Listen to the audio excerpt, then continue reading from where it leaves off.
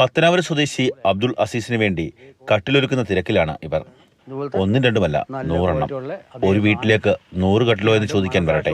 അബ്ദുക്കയ്ക്ക് യാതൊരു പരിചയവുമില്ലാത്ത, ഒരിക്കൽ പോലും കണ്ടിട്ടില്ലാത്ത സഹോദരങ്ങൾക്ക് വേണ്ടിയാണ് ഇതെല്ലാം. ഇപ്പം നമ്മൾ തന്നെ മാസം പെൻഷൻ കിട്ടുന്നതിനകത്ത് ഞാൻ എൻ്റെ ഭാര്യ മാത്രമേ ഉള്ളൂ. ഞങ്ങൾക്ക് രണ്ടുപേർക്കും 4 ഏരി ഉപ്പുമുളകും മതി. ബാക്കി പൈസ മെച്ചമാണ്. അത് സാറിന് ജനങ്ങളിൽ നിന്ന് പൈസ പിരിച്ചെടുത്താൽ ഞങ്ങൾക്ക് പെൻഷൻ തരുന്നത്. ആ പെൻഷൻ്റെ പൈസ ജനങ്ങളിലേക്ക് കൊടുക്കുക. 100 കട്ടിൽ അവിടെ എത്തിക്കും. വയനാട്ടിലെ ദുരിതബാധിതർക്കാണ് ഈ 75-കാരൻ്റെ കൈത്താങ്ങ്. ഉരുൾപൊട്ടലിൽ എല്ലാം നഷ്ടപ്പെട്ട 100 പേരുടെ വീടുകളിൽ കട്ടിലെത്തും.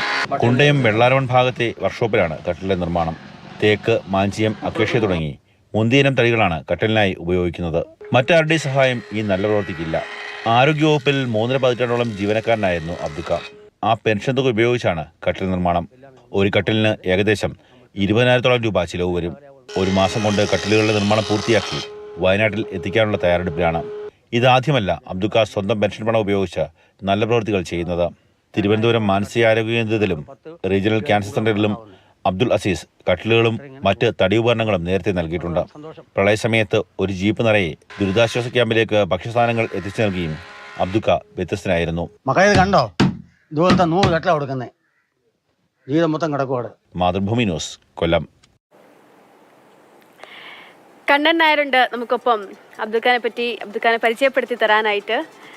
കണ്ണൻ, പലതരത്തിൽ ആളുകൾ വ്യത്യസ്തരാകാറുണ്ട്, പലതരത്തിൽ സഹായങ്ങൾ ചെയ്യാറുണ്ട്. പക്ഷേ ഇതൊരു വേറിട്ട സഹായം തന്നെയാണ്. എന്തിനു വേണ്ടിയോ, അതായത് എന്തിനു വേണ്ടിയാണോ നമ്മളെല്ലാം കരുതി വെക്കുന്നത് അത് മാറ്റി, പ്രഥമമായിട്ടുള്ള ആ ആവശ്യം മാറ്റി നിർത്തി അതല്ല എന്ന് ചിന്തിക്കുകയും ഇങ്ങനെ ചെയ്യുകയും ചെയ്യുന്നത്. പറയൂ. അക്ഷയ, വ്യത്യസ്തരിൽ വ്യത്യസ്തനാണ് പത്തനാപുരം സ്വദേശിയായിട്ടുള്ള അബ്ദുൾ അസീസ് എന്ന് പറയുന്ന 75-കാരൻ എന്ന് പറയേണ്ടി വരും. കാര്യം ആദ്യമായിട്ടല്ല ഇത്തരത്തിലുള്ള ഒരു സേവന പ്രവർത്തനങ്ങൾ അദ്ദേഹം നടത്തുന്നത്. അദ്ദേഹം 36 വർഷത്തോളം ആരോഗ്യവകുപ്പിൽ സേവനം അനുഷ്ഠിച്ച ഒരു വ്യക്തിയാണ്. അവിടെ നിന്ന് ലഭിക്കുന്ന ഈ പെൻഷൻ തുക ഉപയോഗിച്ച് സേവന പ്രവർത്തനങ്ങൾ നടത്തുക എന്നുള്ളതാണ് അദ്ദേഹത്തിൻ്റെ ഒരു പ്രത്യേകത. മക്കളൊക്കെ തന്നെ മികച്ച ജോലിയൊക്കെ തന്നെ ഉള്ള ആൾക്കാരാണ്. വിദേശങ്ങളിലൊക്കെ തന്നെ ജോലി ചെയ്യുന്ന ആൾക്കാരാണ്. വാർദ്ധക്യകാലമാണ് എങ്കിൽ പോലും സാധാരണക്കാരായിട്ടുള്ള ആൾക്കാർക്ക്, ദുരിതമനുഭവിക്കുന്ന ആൾക്കാർക്ക് സഹായം നൽകുക എന്നുള്ളതാണ് അദ്ദേഹത്തിൻ്റെ ഏറ്റവും എടുത്തു പറയേണ്ട ഒരു പ്രത്യേകത എന്നുള്ളതാണ്.